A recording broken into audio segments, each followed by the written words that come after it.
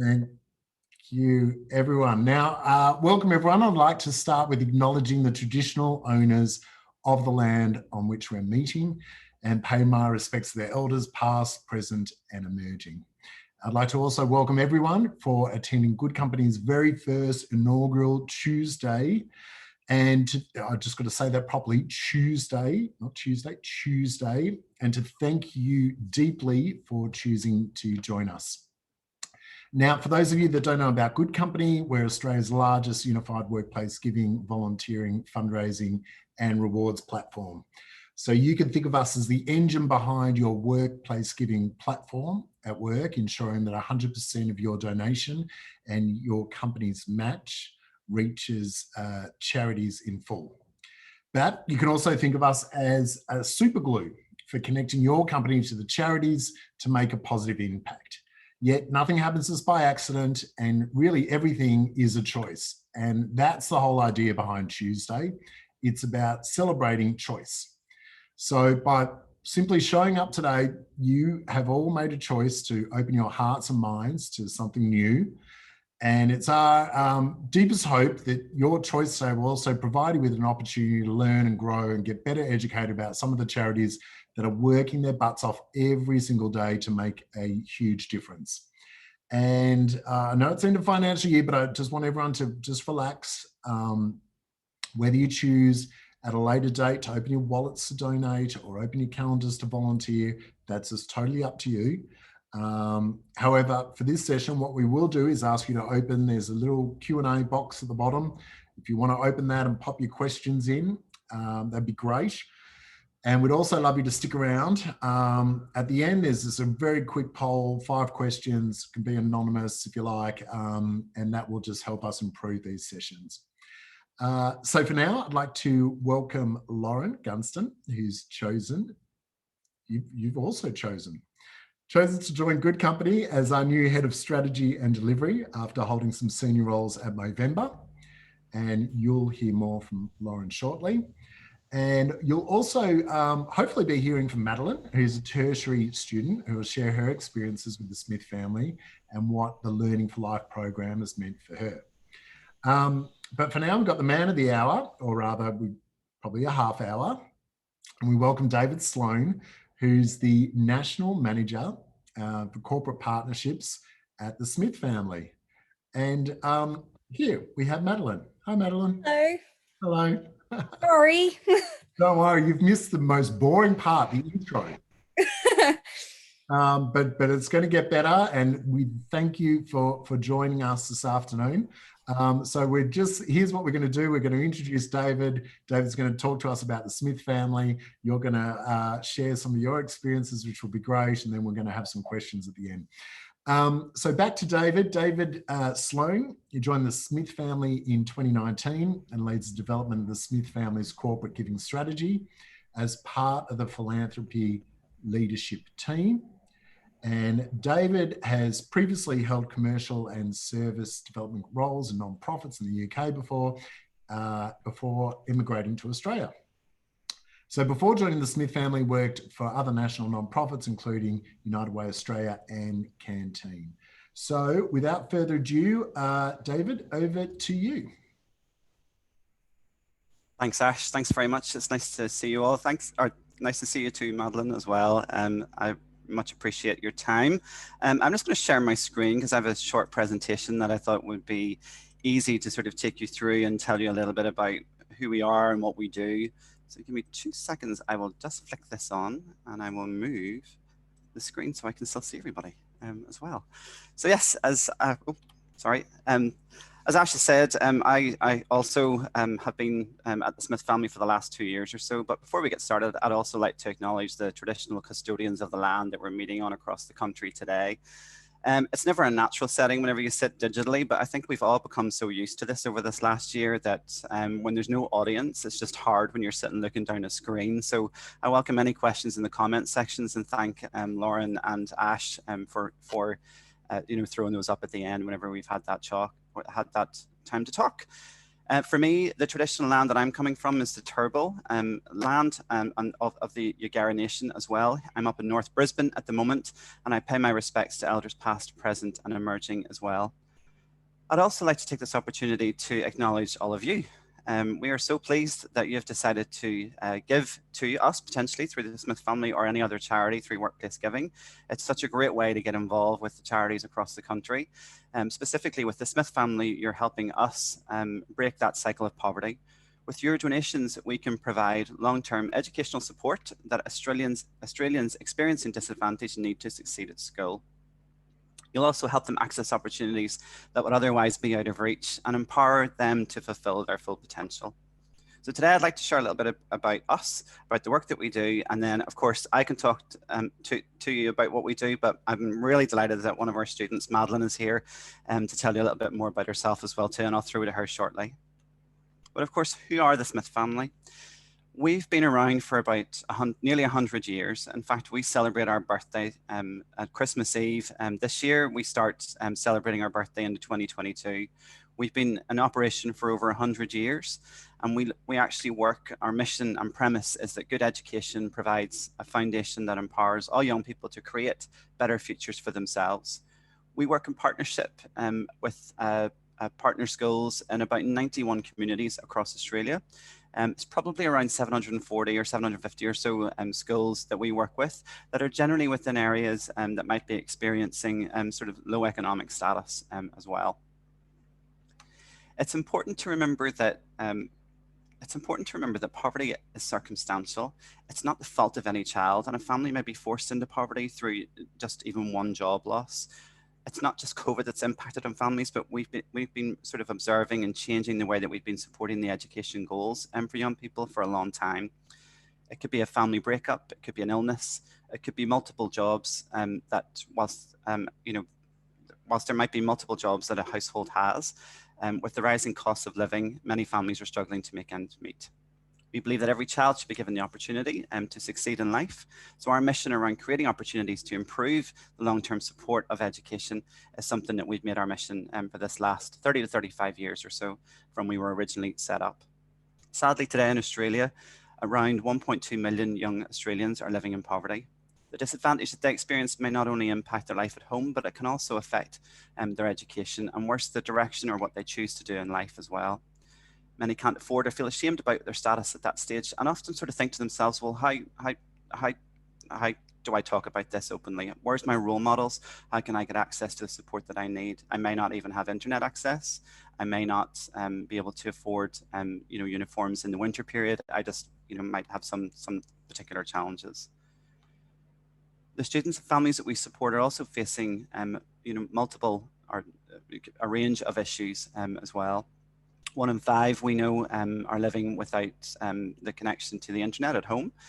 We've had many stories of where students in this last year, for example, have been driving to school, or sorry, the families have been driving up to school to use the school's free Wi-Fi because they don't have internet access at home. Some of our parents are single parents. Some parents may not be in work themselves. Some parents may not have finished schools themselves as well. They may be affected by poor health. It may be some of the challenges that just impact on their home life, but also that then influences the child's education. So sometimes it's not easy, and that's where we've really been focusing our support. We take a holistic approach to what it is that we do at the Smith family. So we look at 3 ways that make up our Learning for Life program. Our Learning for Life program at the moment is supporting around 58,000 students across Australia. And the easiest way to describe this is that it puts the parent and the community and the young person in the center of everything that we do. So we sit down and we look at 3 sort of distinct ways of supporting the family and particularly the student. We provide financial support through which can help with the costs of basic educational items like uniforms, books, digital devices, that sort of thing. We then also match a family and their children with a dedicated member of our family support team who help them stay at school, get to school, and go on to further work and study. We call them family partnership coordinators, as you can see in the slide there. And then through the academic support, we then also open up access to support students to additional learning and mentoring programs. And they're tailored on each of the needs of the child at that stage as they move through school. this whole three-pronged approach can start from the first year of school, and support the social and professional connections that they need right throughout that academic career, right into tertiary, into higher education or further education, or indeed even into work as well. We often describe it that it's not a hand up through educational support, that it is a hand up through educational support, not a handout through welfare. And we work really closely with the families in the schools to make sure that the students are getting access to everything that I'm about to describe now.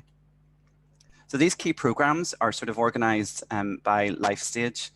So like I've described, you could be in the first year of school and continue right through to tertiary and have access to some of these programs, as well as that scholarship fund that enables you to meet the costs that are often, means that some students might not be able to do school excursions or something like that because the family has found difficulty in meeting those costs. So to pull out a couple here, you have the likes of learning clubs, where at primary school, some of the children have access to volunteers in our learning clubs across the country, where they can do their homework, they can get learning tips, study skills, that sort of thing, access to materials that they need as well. They often run out of many different community centres, the schools themselves after hours, or libraries, or even in the family's home as well. In the secondary years, it's always about work and focus, and we start to think about what we want to do in life. And a couple of sort of careers focused programs that sit there as work inspiration. Some of you may even be a partner of ours that's actually engaged and supported a work inspiration as well. I heard this described the other day as work experience on steroids, in the sense that it's 3 days. The school and the school pupils get into an employer and they go through every aspect of that employer to understand the roles of all different roles. And it gives students the opportunity to question and ask curiosities. I mean, I don't know about you, but what I'm doing now is not what I thought I would be doing whenever I was 12 years old, to sit and think, well, actually, and Madeline, you're nodding as well too. I'm sure what you thought whenever you were 12, you're kind of thinking, well, that's totally different now, and I've scrapped all of that. And that's because you've had that space to sort of sit and ask those questions and go, well, what does it mean to do this, or other interests that I can sort of get access to? And the employer delivers that training, and we give them all of the packages to do that. That's based on the learning curriculum as well too. So it's a really good program. And Madeline, I'm sure you probably accessed and been part of Work Inspiration at some stage, so I'd love to hear more about that as well. And then into sort of the post-school years, we look at the tertiary scholarship, but also cadetship to career, where we run interns. So again, your employer may be interested in recruiting an intern and one of our students to be part of the cadetship to careers program as well. There are other support mechanisms that we provide to parents and carers as well too. Not only, you'll see that at the other opposite end of the slides, the Let's Count and Let's Read are there as well too, because of course that's not just about the child learning to count and learning to read, but it's also carving out quality time for the parent, and tools that are there for a parent. Again, some parents of families that we work with, English might not be their first language, so we provide hints and tips around how they can support the child's reading as well. In those early years, and also some financial literacy programs as well too. So I'll talk a bit more about soon.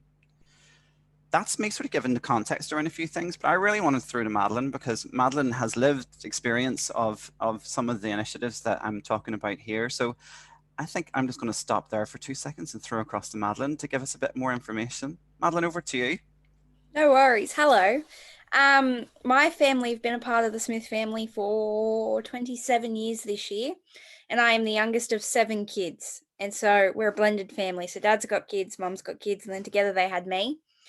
And so I joined the Smith family myself when I was in year 5, because my sister was already on a scholarship. And so there's a limit to how many kids in your family can go on the scholarship at a time.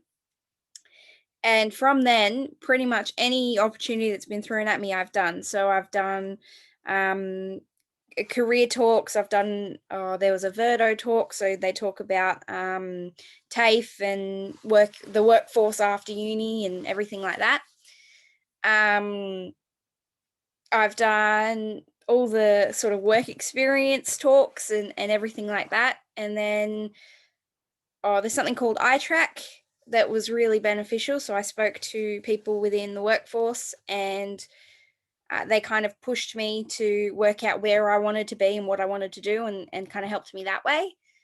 And of course, the financial side has helped tremendously. I play 9 instruments, and that's thanks to being able to afford music lessons, because I didn't have to stress about not having enough money for school and school trips and everything like that. And so being part of the statistic of, I have a disabled brother, I have a sister with an autoimmune disease, I have mum and dad, neither of them graduated year 12. The third kid in my family to go to university, the second one to get a tertiary scholarship. And we're a low-income family, and only my dad works, so we don't really get a lot of income. So having the scholarship money for both tertiary and during high school and primary school meant that I could get a computer when COVID made university go online. And so I'm studying a Bachelor of Agriculture Science at the moment. I was studying a double degree in marine biology and zoology, but because of the university, they cancelled that course, and so I moved on.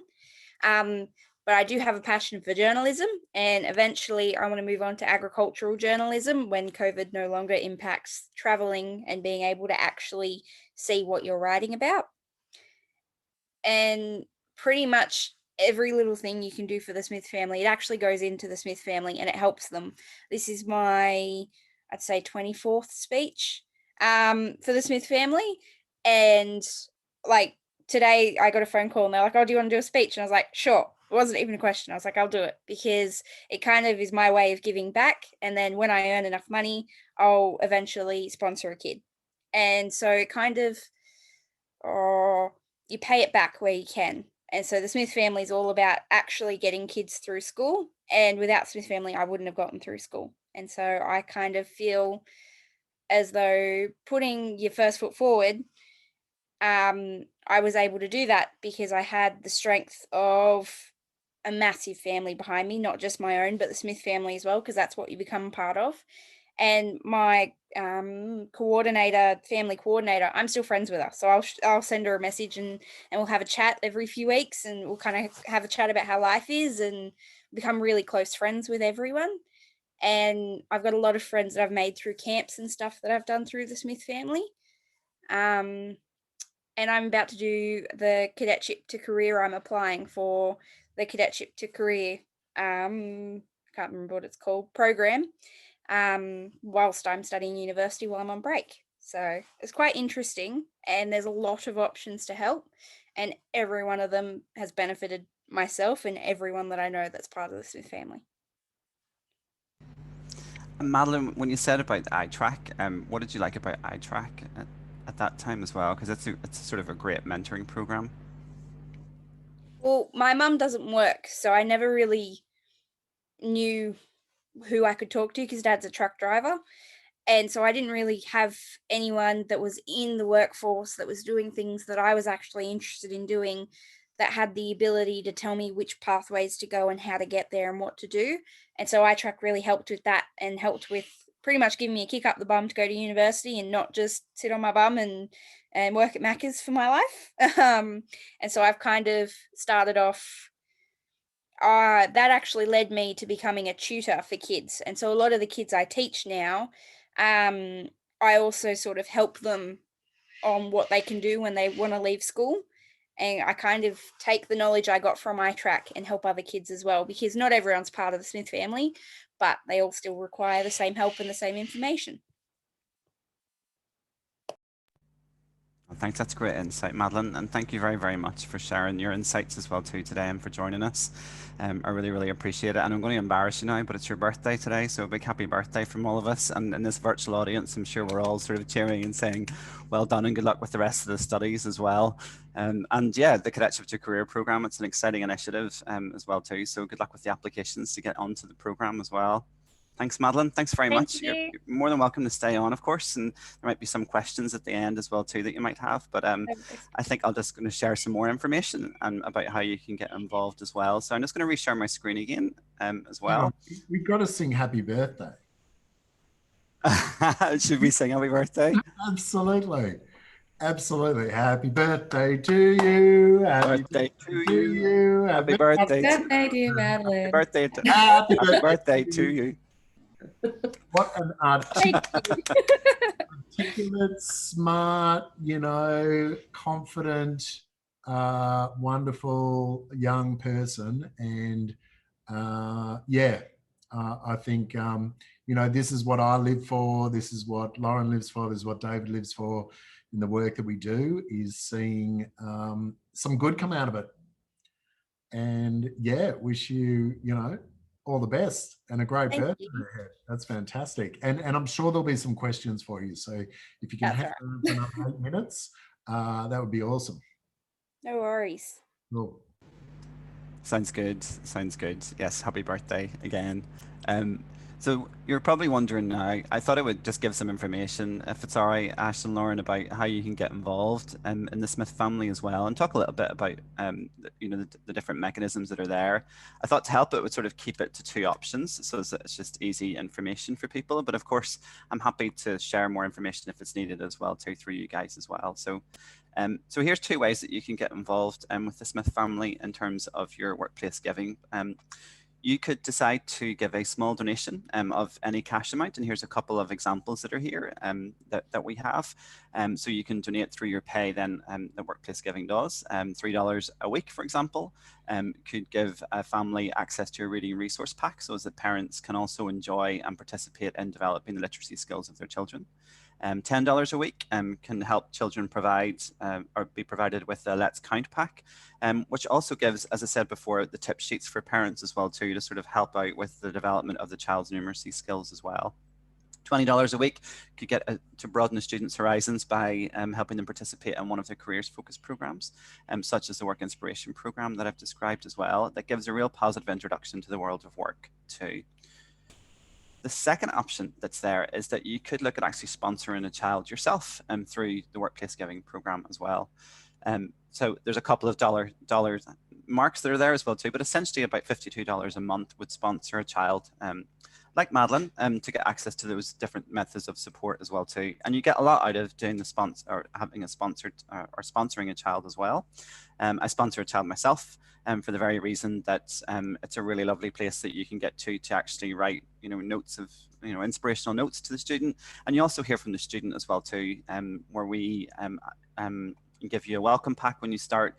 You have access to student profiles, so you'll hear about all their favorite subjects and interests. And it's really about that relationship, and that relationship that stays with the student for the whole duration of the time that they're on the scholarship program as well.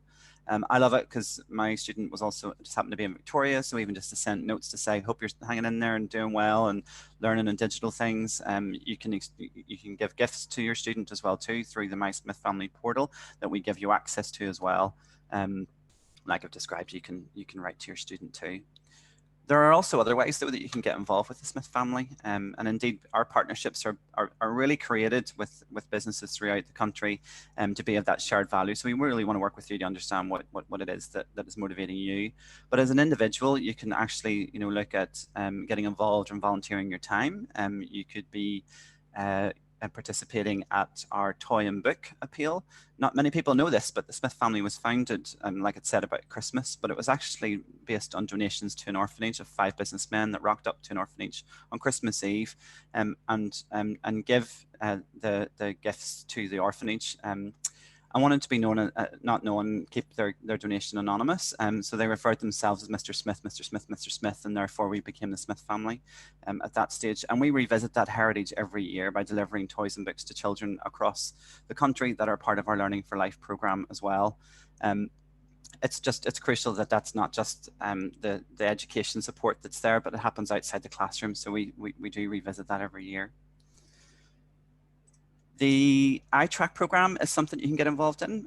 Like you heard Madeline talk about, you can become an iTrack mentor. You can just register online and you can do it from your own desk. It's one-to-one online mentoring that's there. It takes 1 hour a week. You can do it from your desk and work. So again, there's ways for you to engage in that space too.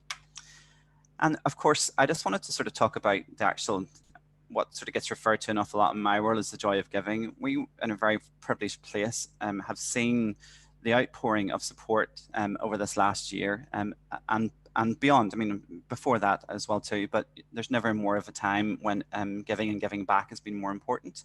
And there are ways that you can do this even from your own role in community as well. It could be that your kids or your family or your own kids or your nieces or nephews might want to get involved in our student-to-student program. We know that some students struggle with their reading, but peer support is crucial to that. And we do lots of research and evidence-based approaches to understand that having someone on the same age help them with their reading is something that you could connect your children in, which gives an idea of your own family and being able to give back as well. Or indeed, the financial capability is there to encourage the development of a savings habit. So we also run a program in conjunction with ANZ and a few other organizations called Saver Plus, that again, you might live near a community that, you might live near a community, or you might know a family that's looking to, get more financial education at that stage as well. So again, you can go through our website and find out more details with that as well. That's sort of getting me to the close. I'm conscious that I'm getting chat comments, and I'm not sure if that's me getting my 2-minute warning or no, I'm all good. All right. Well, I think just to sort of wrap up, we know that that we are meeting some of our goals that we had set out on a 5-year strategic plan 5 years ago, which is now, we're reworking our next 5-year strategy. We're still only reaching 14% of the 1.2 million children that are living in poverty across the country. And we know that we will not rest until we are supporting and changing the lives of as many children as we possibly can. With you and your giving, and also with our passion, I hope that we can create that difference. And I look forward to working continually with the likes of GoodCompany and yourselves to ensure that we can have more young Australians have the opportunity to pursue their dreams as well. I hope you all enjoy the rest of your day. And I know I'm going to throw back to Ash now, who's going to take you through some mechanisms that's there, and of course, any questions that you guys might have as well. But thank you very much for your time. I'm going to throw over to Loz.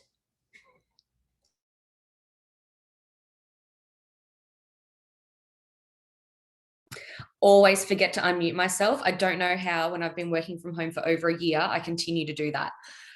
So I just quickly wanted to run through kind of the practical things, which obviously everyone's here for the practicalities, as to how you can use the GoodCompany platform to support the Smith family going forward. So there's multiple ways to donate to the Smith family when it comes to financial donating. There's the dollar handle approach, which is essentially how much money, and as David touched on earlier, would make an impact per fortnight, per month. What does that look like? There is a whole section of donations, which kind of sits here, that has those broken out there. The other thing is the kind of direct donations as well. So however much you feel comfortable donating per month, you can also process that through our platform. And that's essentially what the page looks like over this side.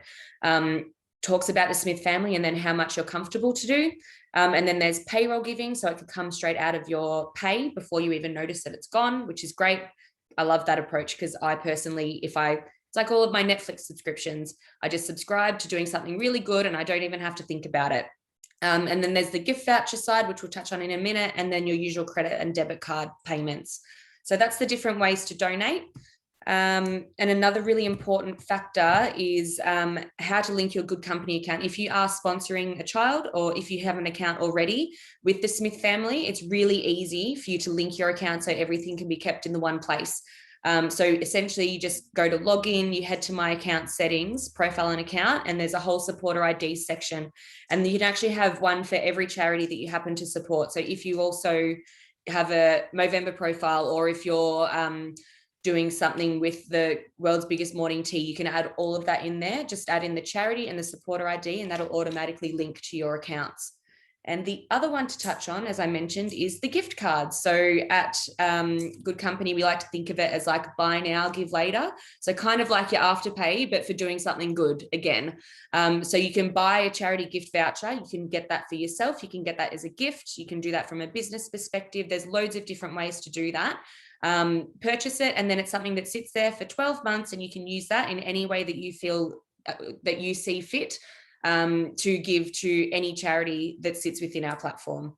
So that's basically the ways that you can do all sorts of different things on our platform. The other one to also touch on is volunteering. It's another really great way for people to give back outside of the monetary value thing. So if you are particularly connected to a cause and want to find a way to give back, potentially look at volunteering your time or your skills as well. That's another really amazing way to give back. So we might just stop with the sharing there and run through any questions. I actually had one come through direct, and I know that we had another come through in the chat. I might just give this one to David, and then Ash, if you wanted to jump in as well. How are group activities going in regards to kind of from a state-by-state perspective in terms to warehouse volunteering and group volunteering, and what restrictions are still in place? That's obviously very a COVID-specific question there. So for the warehousing side of things, that generally happens at Christmas, so we still have some time, hopefully, if we can get a handle on some of the vaccine rollouts around things as well. But look, we've had to think in a different way about some of our volunteering opportunities. We've had to flick to digital. We did so where you can participate on some of the programs as a employee, for example. We've gone virtual with those, and we just listen to what's happening within the school and the community to see what's happening. We are slowly but surely getting back to face for a lot of delivery across the country.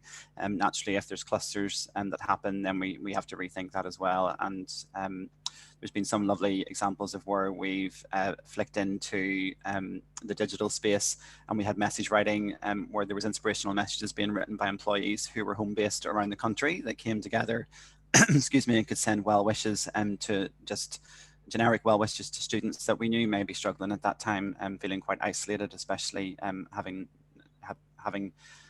experienced lockdown, especially for some students in Victoria as well. So bit by bit, and then COVID safe practices, of course, are across the board for us. And there's some schools that have opened the doors back up again for us delivering programs. Some haven't, dependent on the actual sort of position that they're in. So we just keep monitoring, really.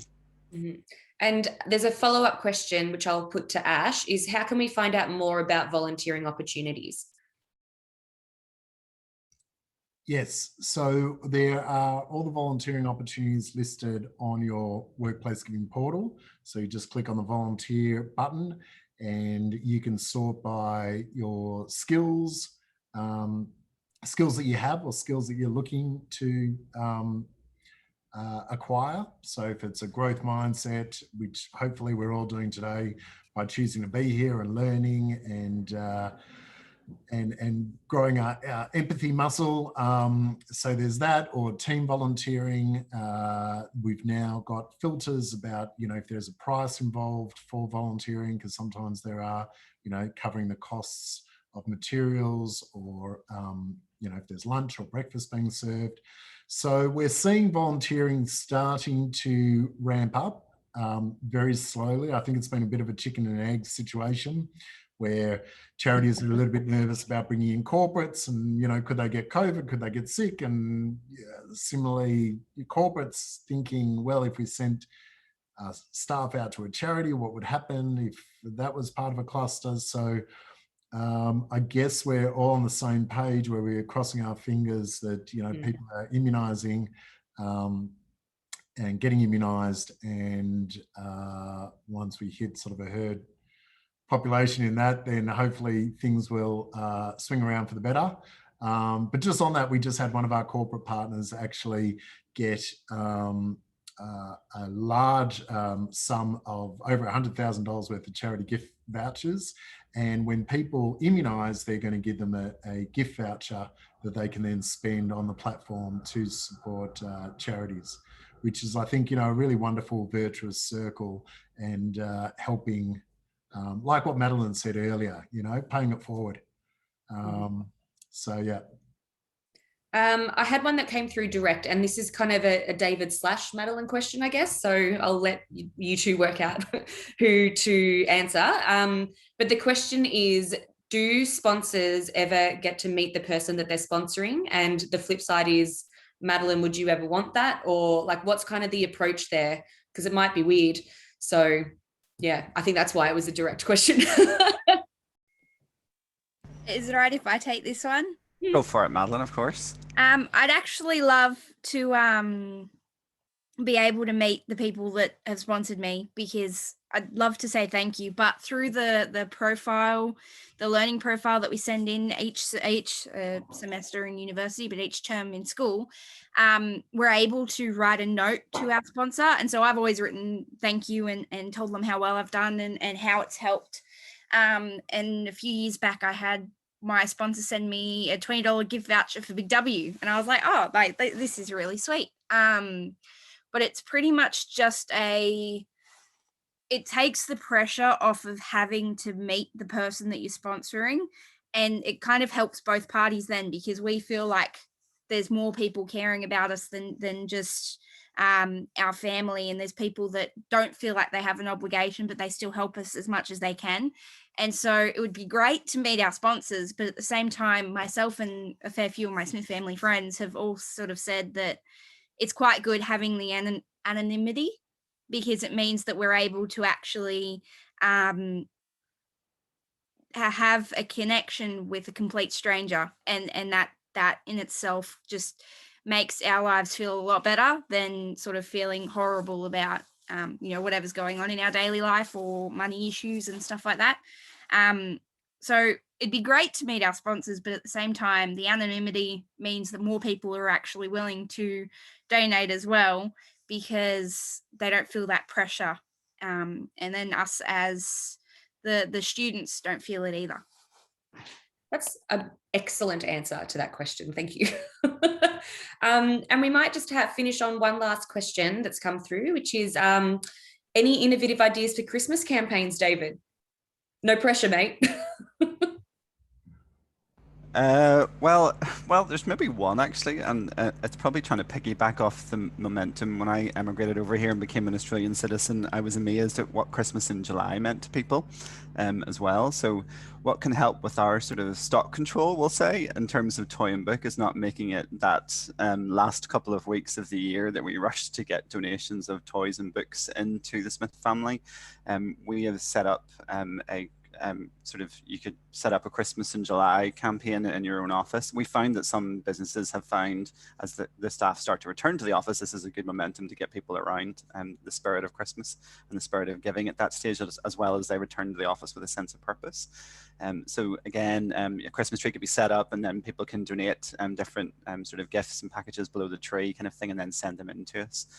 So but in terms of innovative, I'm afraid, yeah, that's probably where I would be at this stage. Christmas is a very busy time for us, as we are throughout the year, but our winter appeal is live at the moment, so you can certainly see a lot of a different sort of advertising that's out there for us at the moment. Cool.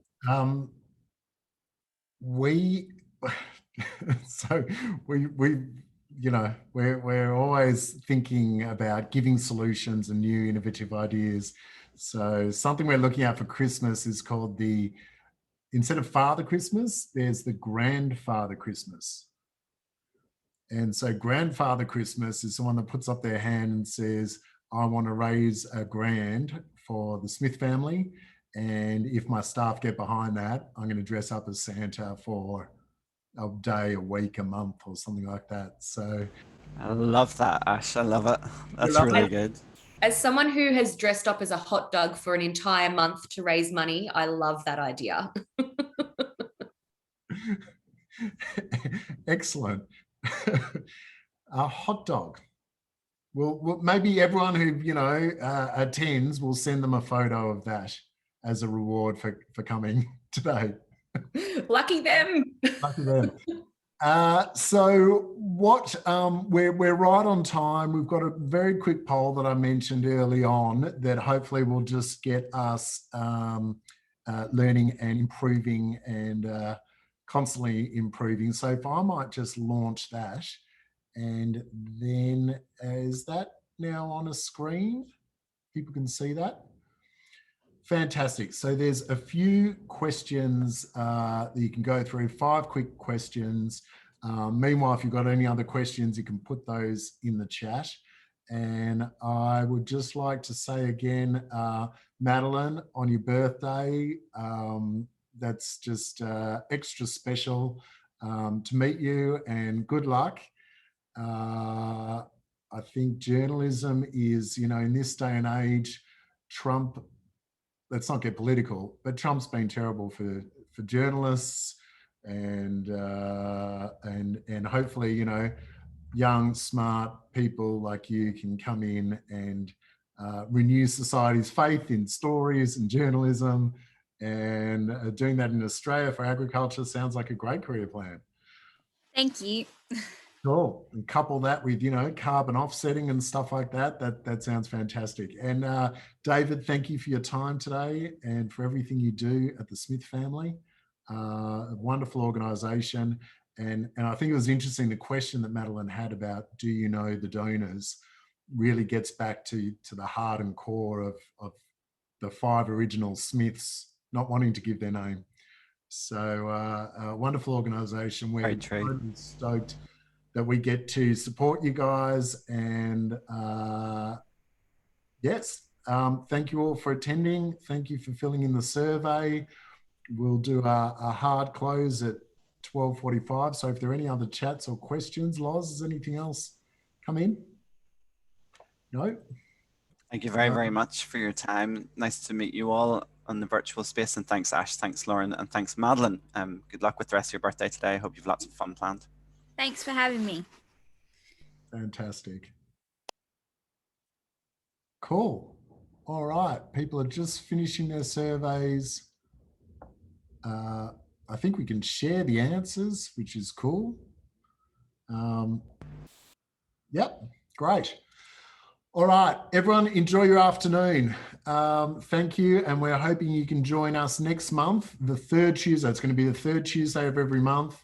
Loz is going to send around the next charity to join. And I think the spirit of this too is to see how we can create a 2-way giving street. So not just how you can support the charities, but how they can support you too. So that will be super exciting. Thank you.